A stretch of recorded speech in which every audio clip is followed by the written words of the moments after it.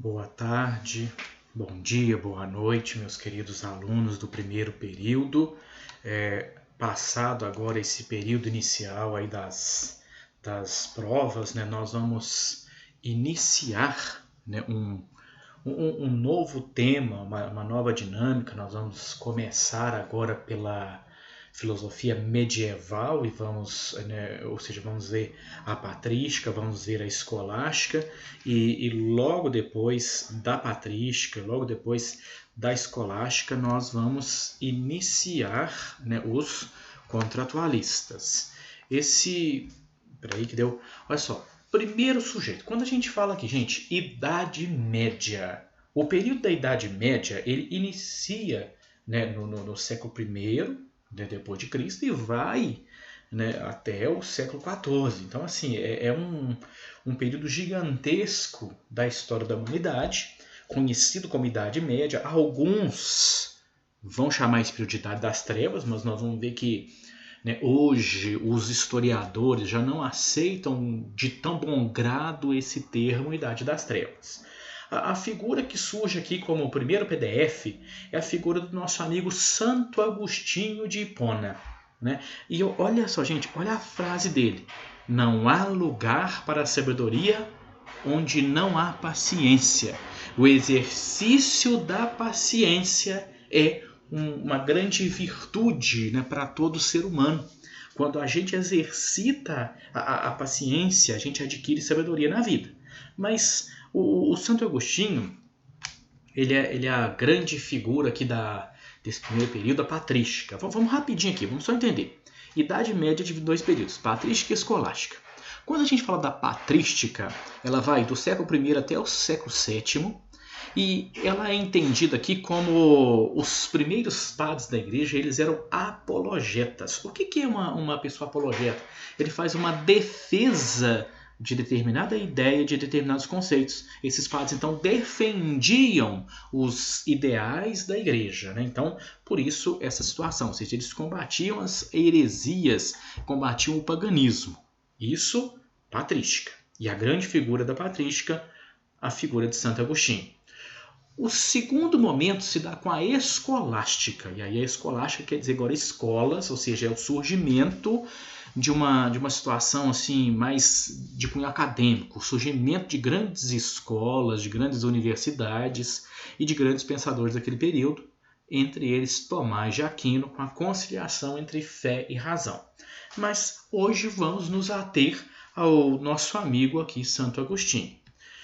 Nesse primeiro slide está escrito aqui, ó, Santo Agostinho não platoniza o cristianismo, mas cristianiza Platão. Doutores, uma primeira associação importante é a seguinte: os filósofos da Idade Média vão voltar nas teorias gregas e vão fazer uma releitura dos dois principais pensadores da filosofia grega, que é Platão e Aristóteles. Santo Agostinho é leitor de Platão, ou seja, ele pega agora as nuances que a igreja tinha naquele tempo em que ele vivia e vai ler todas essas situações à luz de Platão. Então ele vai cristianizar o pensamento de Platão. Se você me perguntar assim, professor, mas na época de Platão já existia a igreja católica? Não, filho. Platão é muito antes de Cristo. Platão nem fazia ideia de que ia surgir uma religião e que ia usá-lo como referência. Então, assim, o Santo Agostinho vai cristianizar o pensamento de Platão. Outra perspectiva importante, olha lá. Filosofia patrística. Primeira tentativa de conciliar a doutrina cristã com a filosofia grega. E isso vai se dar o quê? Idade Média, no início, no que a gente chama de Baixa Idade Média. Então, as primeiras a tentar, o primeiro sujeito a não só tentar, mas de fato a conseguir, foi o nosso amigo Santo Agostinho. Um embate muito forte que se dá aqui é exatamente nessa questão aqui, ó, fé e razão. Se eu tivesse agora em sala de aula, eu tivesse o prazer de estar com vocês aí, eu ia pedir uma enquete rapidinha. Levanta a mão quem é mais voltado para a fé. Levanta a mão quem é mais voltado para a razão. E ia perguntar por que você é mais voltado para a fé, por que você é mais voltado para a razão.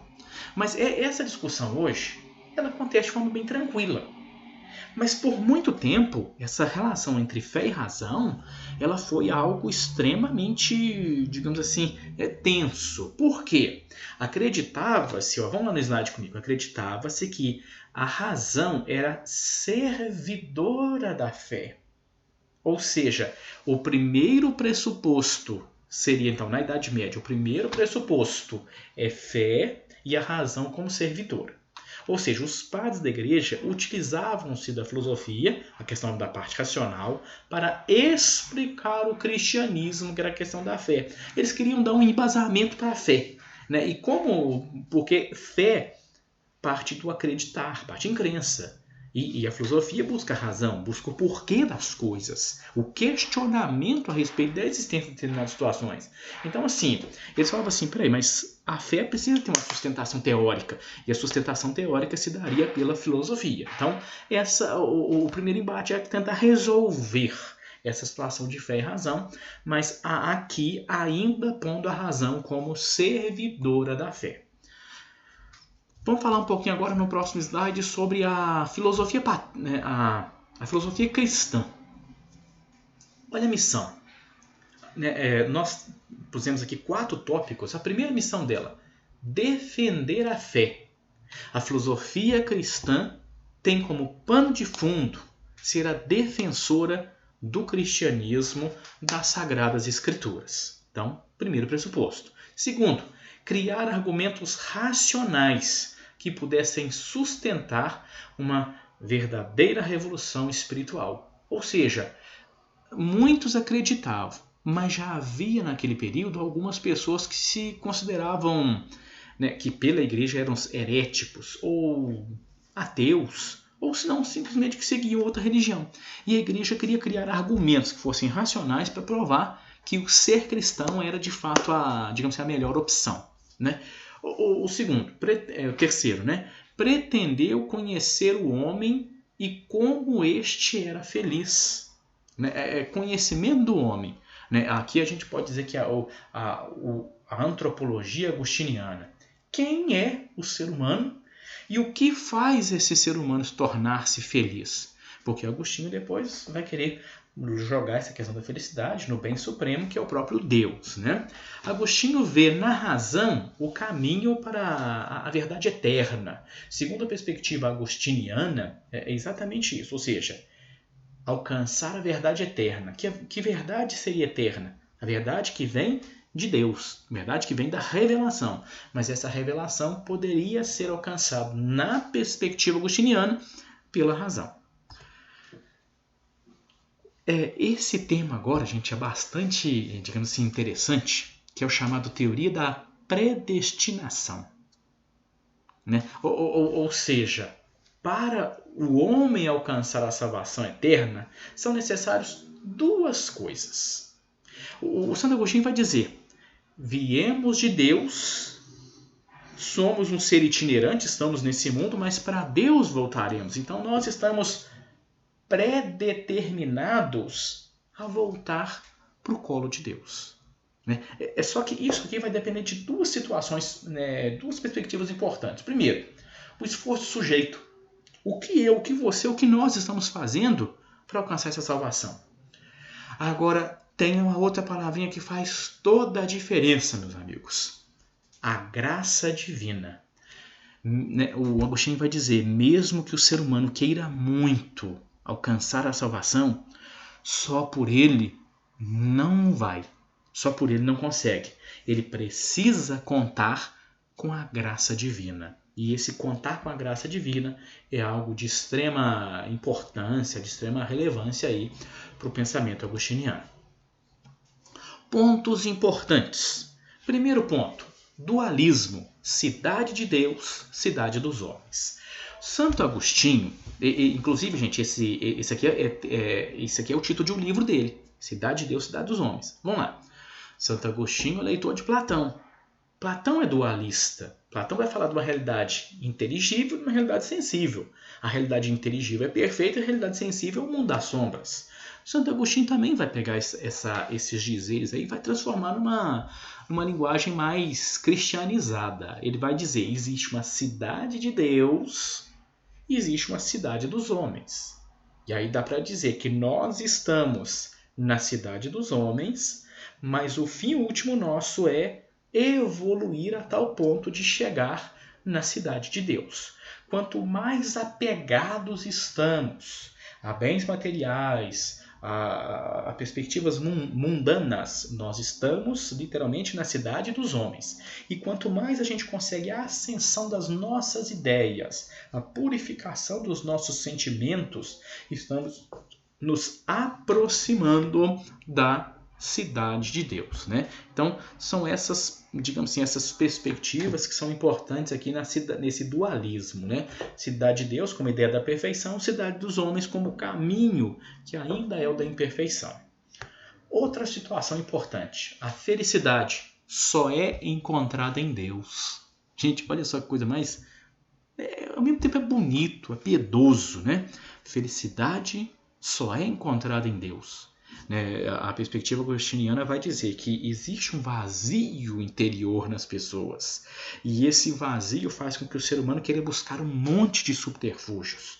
Queira buscar uma vida desregrada no sexo, uma vida desregrada na bebida, na busca pelo poder, mas que o Agostinho vai dizer claramente, a única coisa que de fato consegue preencher o vazio existencial é Deus. Tem quem concorde, tem quem não concorde. Mas que o pensamento é bonito, isso ele é. Gente, o livre-arbítrio leva ao pecado. Perdão da palavra, mas olha a merda agora. Livre-arbítrio. Deus cria o ser humano. E ao criar o ser humano, ele dá algo importantíssimo. A liberdade, o livre-arbítrio, o direito de fazer as suas escolhas. O direito de escolher entre o caminho A ou o caminho B. Ou de escolher, nenhum dos dois escolheu uma terceira opção, que é o caminho C. O livre-arbítrio, então, é algo muito desejado no ser humano. Nós queremos e nós almejamos a liberdade na nossa vida. Mas, ao mesmo tempo, o quê? A liberdade leva ao pecado. Porque o ser humano, nas suas escolhas, geralmente escolhe mal. Geralmente escolhe errado. É muito fácil perceber isso. Vamos pegar a nossa vida como objeto de estudos. Alguma vez na vida, você já quis muito alguma coisa e, digamos assim, pagou o preço e se lascou? Isso acontece com todo mundo, né, gente? Vamos lá. O mal, a ausência de Deus. Essa teoria aqui do mal é muito importante porque assim, o Agostinho, antes de se converter ao cristianismo, ele foi de uma religião chamada maniqueísmo. E os maniqueus, eles tinham a compreensão de que existiam dois deuses, um deus para o bem e um deus para o mal. O deus para o bem, né, que representava todas as coisas boas, e um deus para o mal, que representava todas as coisas ruins. Esses dois deuses estavam numa constante briga, né, constante desavença entre os dois. Quando Agostinho se separa do maniqueísmo, fica essa ideia. Um Deus para o bem e um Deus para o mal. Quando ele chega no cristianismo, porque o cristianismo ele não é politeísta, ele não acredita em vários deuses, ele é monoteísta, ele acredita em um único Deus. Nessa situação, como é que explica o mal? O mal vem de Deus? Deus criou o bem. Mas e aí? Deus também criou o mal? Porque se eu falo que Deus criou o mal, eu estou querendo dizer que Deus também é mal. Entende como é que essa perspectiva não cabe para a ideia cristã de Deus? Deus é único, bom e verdadeiro. Uno vero bono. Então não cabe essa ideia do mal. E aí o Agostinho vai dizer, opa, eu já tenho a solução. O bem vem de Deus. E o mal? O mal é a ausência de Deus. Quando a pessoa está com Deus, ela está no bem. Quando a pessoa se afasta de Deus, ela está no mal. Mas o mal ele só vai ser presente na vida da pessoa como ausência e não como presença de Deus. Outra perspectiva importante aqui se dá pela teoria da iluminação divina. Deus está presente no interior do homem. É a própria verdade. Ilumina a mente humana para que esse encontre o caminho verdadeiro. E aí, ou seja, o conhecimento é sempre revelação. Então, quando a gente fala que iluminação divina, Deus presente onde? No interior. Voz da consciência. O Santo Agostinho tem uma frase dele que ficou célebre, ele falava assim, quando ele falava na busca de Deus, né? Eu te procuravas fora, tu estavas dentro de mim. O Agostinho vai dizer, onde é que está a felicidade? Dentro. Onde é que está a verdade? Dentro. Onde é que está Deus? Dentro de cada um de nós. Então, a teoria da iluminação divina é essa questão do voltar-se para o que ele chama aqui, tem um termo latim chamado verbo interibus, ou seja, a verdade é sempre algo interior ao ser humano. Vamos passar para a próxima situação, a que a gente chama aqui de teoria do conhecimento, né? Somente alcançada pela alma. Ou seja, a alma humana, a alma, né, entendida aqui corpo e alma. A alma como evolução, né, corpo como algo estagnado e alma como evolução. Ou seja, bem platônica de novo. Né? Platão vai dizer que o corpo é cárcere da alma. Né? O corpo está prendendo essa alma. Então a alma quer se libertar. Santo Agostinho vai trazer essa ideia. Então para ele, quem é que produz conhecimento? É a alma. Existem dois tipos de conhecimento. Vamos lá. Existem os conhecimentos que são provenientes, né, como vocês estão vendo aí, provenientes dos sentidos, e olha lá, são não necessários e imutáveis. Os sentidos podem nos enganar. Os sentidos podem fazer com que eu ache que vi ou entendi alguma coisa e é totalmente diferente. Então não dá para confiar plenamente nos sentidos. E o segundo, que é os provenientes da razão. Esses sim, eles são eternos, e esses são imutáveis. Então, o meu sentido não é garantidor de conhecimento, mas a minha razão, essa sim garante o conhecimento. Ou seja, o homem ele não consegue atingir esse conhecimento sozinho. Ele depende da iluminação divina, que a gente viu no slide anterior. Ele depende dessa iluminação divina, depende dessa voz de Deus para atingir de fato a questão do conhecimento. E vamos falar agora do que a gente chama de filosofia do direito em Santo Agostinho. Nós temos aqui, gente, esses conceitos iniciais. Olha lá. Vamos lá. Deus criou o homem. Como que ele cria? O homem à sua imagem, à sua semelhança. Esse participa e usufrui da justiça natural de Deus no paraíso. Vamos lá, a ideia lá do homem que está no paraíso. Deus cria o homem e esse homem está no paraíso. Entretanto, o homem, por ser dotado, olha só, de livre-arbítrio, comete o que a gente chama do pecado, fazendo com que o homem fosse expulso do paraíso. Então, antes do pecado estava tudo tranquilo. O homem comete o pecado, faz o uso do seu livre-arbítrio, comete o pecado, é expulso do paraíso. Dessa forma, cria-se um abismo. De um lado o homem e de outro Deus. Onde esse último, o homem, se encontra agora em um mundo que transcende o mundo terreno. A questão então é, como o homem se reconectaria com Deus? Porque o pecado afastou o ser humano de Deus. E agora? Como é que acontece essa reconexão? Essa é a pergunta inicial que o Agostinho quer responder. Agostinho acredita que para se reconectar com Deus, o homem tem de buscar no seu interior a fé. E conseguiria buscá-la, pois é dotado do livre-arbítrio. Logo, podemos perceber que ao mesmo tempo que o livre-arbítrio é uma maldição, porque faz com que o homem peque, ele é também uma salvação, uma vez que é o modo pelo qual o homem se reconecta com Deus. Através da fé, o homem consegue ter acesso ao mundo divino. Então, vamos lá. Essa é a ideia do dualismo aqui. Pensa comigo. O ser humano está no paraíso. O ser humano recebe o livre-arbítrio. E ao usar o livre-arbítrio, usa mal, peca. Ao pecar, ele rompe com Deus. E aí ele está de um lado, Deus está do outro, forma um abismo. Mas o ser humano tem sede de Deus, o ser humano quer fazer o reencontro com Deus. Como que isso é possível? A busca interior.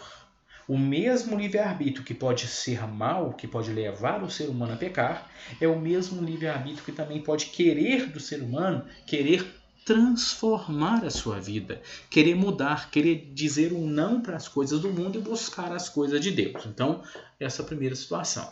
Vamos entender outra situação. Legislação. No que tange à lei, Agostinho as divide em lei eterna, lei humana. Quando fala aqui, gente, de lei eterna, o que é lei eterna? É direito natural.